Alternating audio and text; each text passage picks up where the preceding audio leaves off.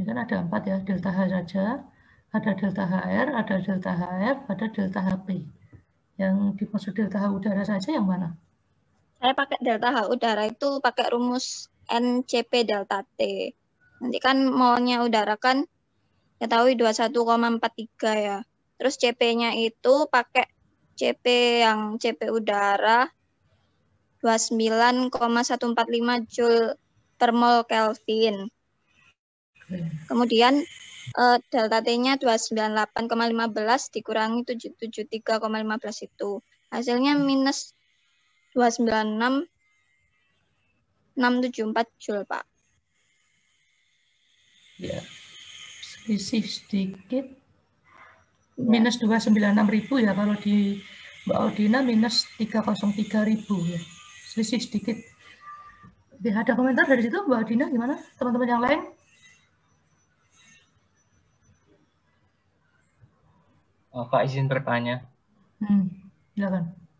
Saya masih belum paham saja, Pak. Ini mengenai delta H reaktan. Kenapa delta H reaktannya itu menggunakan udara? Oke. Ya, Mbak Audina bisa menjawab, Mbak. Sepengalaman saya ya Pak, saya pakai delta H reaktannya itu cuma masukin udara, soalnya pas yang di gambarnya itu kan yang masuk hanya udara saja. Ya, coba kecuali kalau misalnya di sini aja. Ini yang masuk ada, yang masuk itu kan udara saja. Jadinya delta H reaktannya yang saya pakai itu udara saja. Kalau misalnya kalau misalnya nanti ini ada etilen yang masuk di sini, berarti ntar delta H reaktannya pakai etilen. Gimana, Mas Afif? Ya. Mungkin kalau saya tadi beda di CP-nya, Pak.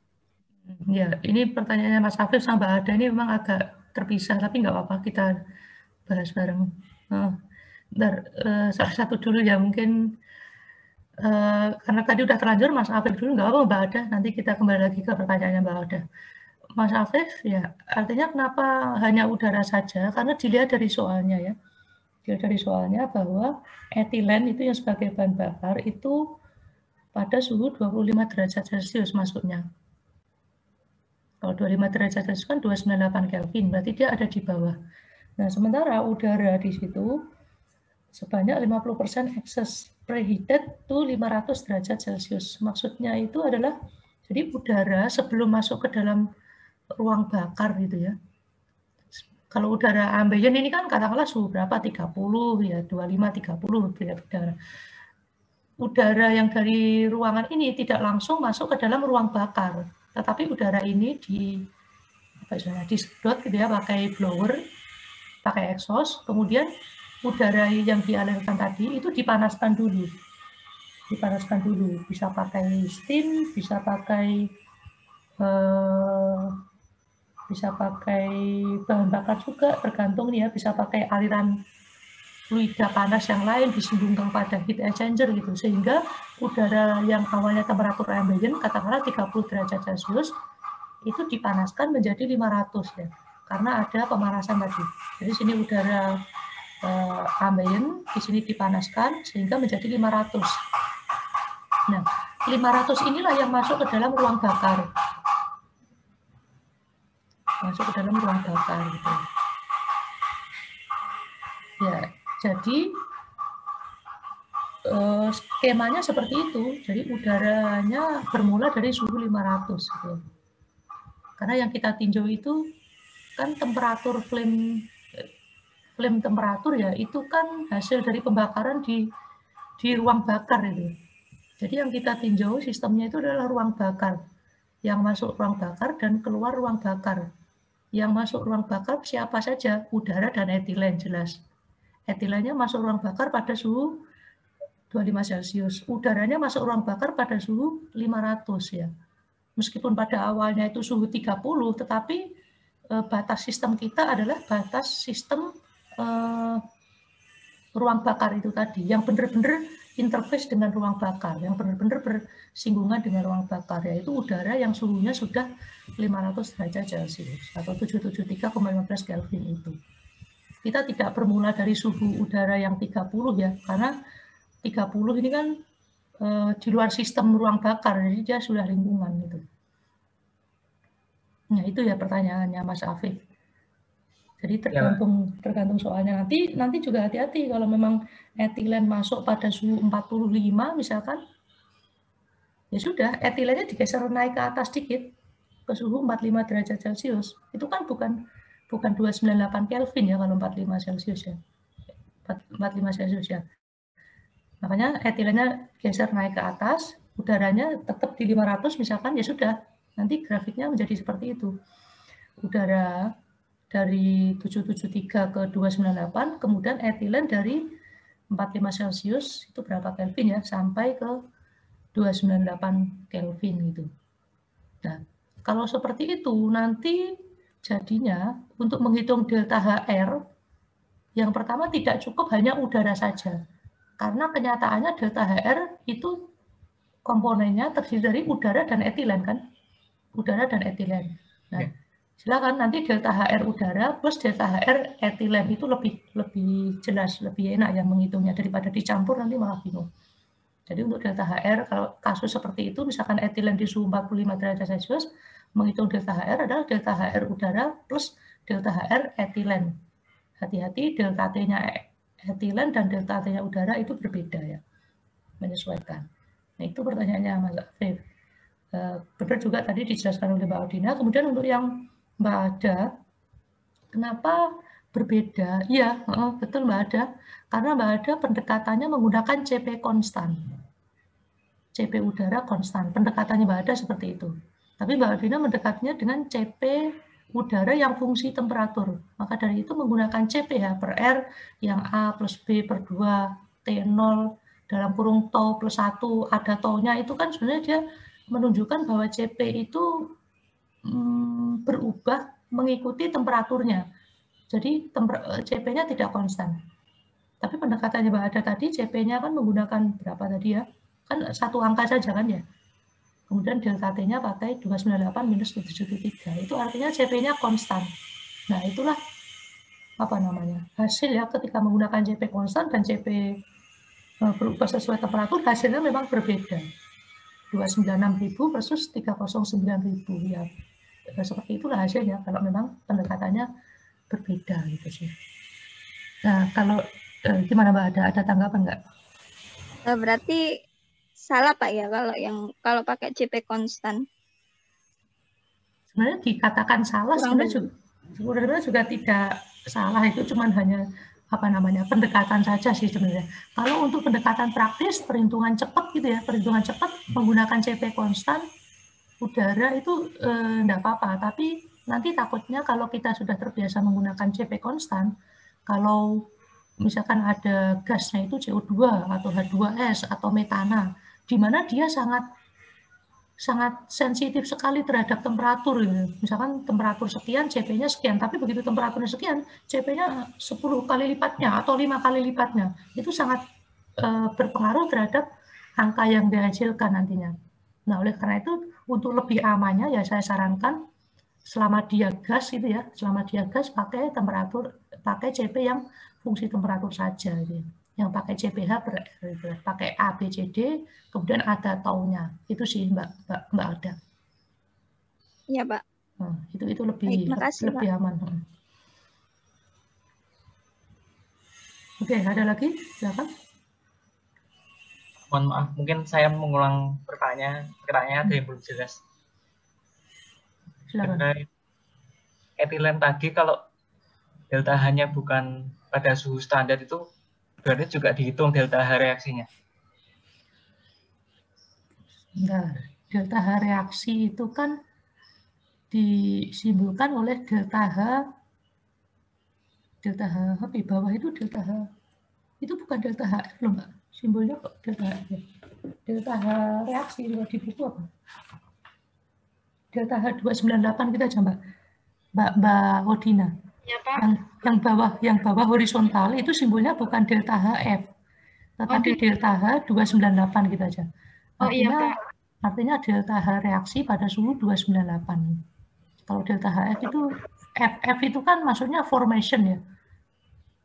Formation. Kalau formation itu dari unsur menjadi senyawa. Kalau ini kan enggak kan, ini kan senyawa plus senyawa menjadi senyawa-senyawa, sehingga reaksi mungkin hanya redaksionalnya saja diganti dengan 298, bukan delta HF. Nah, terkait pertanyaannya Mas Afif, kalau etilennya itu bukan suhu 25, katakanlah suhu 45, apakah ada panas reaksinya juga? Dan ini saya klarifikasi dulu. Yang dimaksud panas reaksi gitu ya, panas reaksi yang benar itu panas reaksi itu adalah senyawa plus senyawa menjadi senyawa lain, yaitu ada di garis horizontal yang bawah itu. Horizontal. Nah, untuk reaktan, delta HR itu sebenarnya bukan delta H reaksi, tetapi delta H reaktan. Begitu juga dengan delta HP. Delta HP itu adalah bukan delta H reaksi, tetapi delta H produk, gitu, sensibel saja. Dia tidak ada perubahan komponen.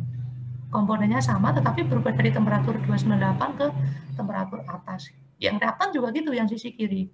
Jadi istilah panas reaksi di sini itu adalah yang horizontal saja, yang delta H F di situ itu salah ketik, delta H 298 yang betul. Itu Mas Afif yang pertama. Ya, saya klarifikasi istilah delta H reaksi itu seperti itu yang dimaksud. Nah, kalau yang delta HR itu kan hanya perubahan temperatur, senyawanya tetap belum ada reaksi ya. Reaksi. Nah, oleh karena itu di dalam delta HR itu komponen apa saja yang terlibat, yaitu udara dan etilen, jika etilennya suhu 45. Kemudian masing-masing menggunakan delta T yang berbeda. Itu sih, Mas Afif. Gimana? Pak, suhu 45 maksudnya bagaimana ya, Pak? Itu misalkan ya, jadi suhu ini kan kita bayangkan ada kompor LPG gitu lah, kompor LPG-nya itu kita ganti etilen gitu. Etilen kan bahan bakar juga. Etilen dari tabung etilen, tabung LPG itu katakanlah itu suhunya 25 gitu ya. Suhu 25. Kemudian udara yang digunakan kan yang sekeliling kompor saja, yaitu sama, suhu 25 atau 30 misalkan. Itu kalau temperaturnya mengikuti temperatur ambient. Jadi udaranya suhu 25 juga, katakanlah suhu 25, etilennya juga suhu 25. Sehingga udara itu tidak di atas, tapi di bawah bersamaan dengan etilen. Sehingga grafiknya segitiga saja, sama seperti yang contoh B minggu lalu. Nah, karena udara ini sebelum masuk ke kompor kita, kompor di dapur, udaranya itu tidak langsung masuk, tetapi masuk dulu ke sistem pemanas. Sistem pemanas, entah pemanasnya bisa pakai steam, bisa pakai macam-macam gitu ya. Nah, setelah keluaran dari sistem pemanas, udaranya itu baru masuk ke kompor. Udaranya baru masuk ke kompor. Sehingga udara yang masuk ke kompor suhunya 500 derajat Celcius, bukan ambient. Itu yang pertama. Nah, etilen juga gitu. Etilen ini masuknya suhu 25 atau tidak gitu kan. Kalau masuk suhu 25 dia ada di bawah. Kalau masuknya bukan suhu 25, ya dia beda suhunya. Katakanlah misalkan dari tabung etilen itu dialirkan kan lewat selang tuh. Nah, selangnya itu tiba-tiba dipanasi sama steam atau sama apalah gitu ya. Sama electric heater misalkan. Sehingga keluaran dari selang itu suhunya menjadi 45. Sehingga yang masuk ke kompor adalah etilen yang bersuhu 45, misalkan ya ini ya, suhu 45 misalkan, dan udara yang bersuhu 500, sehingga suhu 500 udara versus etilen suhu 45. Inilah yang terjadi pembakaran. Nah, sehingga grafiknya etilennya bukan masuk di suhu 25, tetapi di atasnya suhu 45. Gimana Mas Afif? Pak, jadi kalau misalkan semua reaktannya itu dalam suhu standar 25 derajat itu berarti delta H reaktannya itu 0. Betul. Oh iya. Ya. Pak, boleh tanya satu lagi? Silakan. Untuk delta H standar itu kan ada udara. Udara itu kan terdiri dari nitrogen dan oksigen kan, Pak. Itu kok dimasukkan semuanya di persamaan penjumlahan delta H standarnya? Oke, gimana Mbak Udina? Kenapa memakai itu, Mbak? Silakan. Mbak Dina, ada alasan kenapa menggunakan ABC-nya udara, bukan nitrogen dan oksigen? Mohon maaf Pak, kenapa tadi soalnya keputus-putus, jaringannya kurang stabil. Ya. Jadi kenapa? Karena udara ini kan terdiri dari nitrogen dan oksigen ya. Kenapa dalam perhitungan delta H reaktan itu menggunakan ABCD-nya udara, bukan ABCD-nya nitrogen dan oksigen.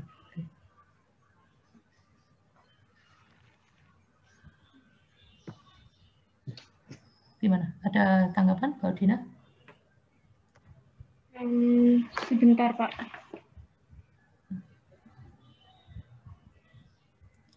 Oke, jadi dua-duanya boleh ya. Pakai pendekatan yang langsung dianggap udara, pakai ABCD-nya udara boleh. Atau pakai ABCD-nya nitrogen sama ABCD-nya oksigen, kemudian digabung. Cara menggabungannya dengan menggunakan sama seperti dalam perhitungan delta H produk gitu ya. Jadi sama-sama boleh Mas Afif. Cuman kita pakai lebih simpel udara saja ya. Ketika ada ABCD udara langsung kita pakai saja sehingga tidak perlu menghitung masing-masing ya nitrogen plus oksigen. Karena kalaupun kita hitung nitrogen plus oksigen nanti hasilnya juga ya sama dengan langsung kalau ketika kita menggunakan ABCD-nya udara gitu. Itu sih Mas Afif, sama saja itu nggak terlalu signifikan atau justru malah sama persis nantinya. Baik Pak, terima kasih Pak. Tidak masalah itu. Kita pakai yang udara langsung aja yang lebih simpel.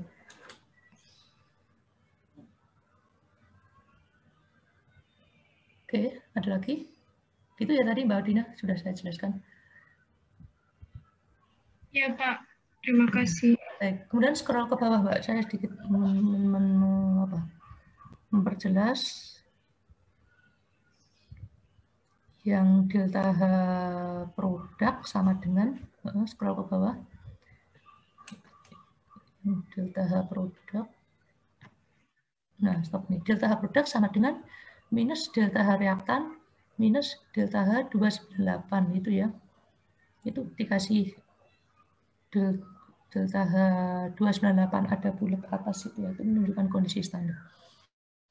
Nah, ini asal mulanya sama seperti tadi yang dijelaskan Mbak Ada tadi bahwa delta H total itu ya, delta H total itu sama dengan delta H reaktan ditambah delta H reaksi ditambah delta H produk gitu ya. Karena kita ingin mencari temperatur tertinggi yang bisa dicapai, berarti kondisinya harus adiabatis. Ketika adiabatis berarti delta H totalnya harus sama dengan 0. Nah, ketika delta H total sama dengan 0 berarti bisa dicari delta H produknya gitu ya. Jadi 0 sama dengan delta H reaktan ditambah delta H reaksi ditambah delta H produk. Sehingga delta H produk sama dengan minus delta H reaktan minus delta H reaksi. Ini rumus langsung yang sudah jadi. Tapi saran saya sebaiknya ditulis saja ketika ada berarti temperatur sehingga Q sama dengan 0. Ketika Q sama dengan 0 sehingga delta H total sama dengan 0. Delta H total sama dengan 0 sehingga delta H reaktan plus delta H reaksi plus delta H produk sama dengan 0. Sehingga bisa dicari delta H produknya. Itu sih. Itu yang saya tekankan. Cuman langsung seperti ini juga nggak apa-apa. Saya tekankan bahwa itu mulainya adalah Q-nya sama dengan 0. Kenapa seperti itu? Karena bisa jadi nanti suatu saat Q-nya tidak sama dengan 0 loh ya. Kalau kalian menemui soal yang Q-nya tidak sama dengan 0 ya jangan langsung pakai ini. Tentu pakai rumus umum. Delta H total sama dengan delta H reaktan plus delta H reaksi plus delta H produk. Nah, delta H total itu sama dengan Q. Ya, dari flow proses itu loh. W-nya kan nggak ada, perubahan energi kinetik nggak ada, perubahan energi potensial nggak ada, sehingga delta H sama dengan Q. Q-nya berapa? Ada nilainya, ya sudah delta H mengikuti angkanya Q, bukan delta H sama dengan 0 lagi, gitu ya. Dan nanti judulnya bukan untuk menghitung temperatur adiabatic flame temperatur, tetapi cuma temperatur produk gitu aja, temperatur exhaust, temperatur flue gas saja gitu ya. Bukan lagi adiabatic flame temperatur karena Q-nya tidak sama dengan 0. Tapi biasanya rata-rata sih untuk menghitung ini ya, adiabatik film temperatur. Q-nya sama dengan 0, delta sama dengan 0. Oke, saya rasa cukup ya untuk yang nomor 19E. Terima kasih Mbak Odina, bisa dicukupkan. Yang berikutnya. Terima kasih.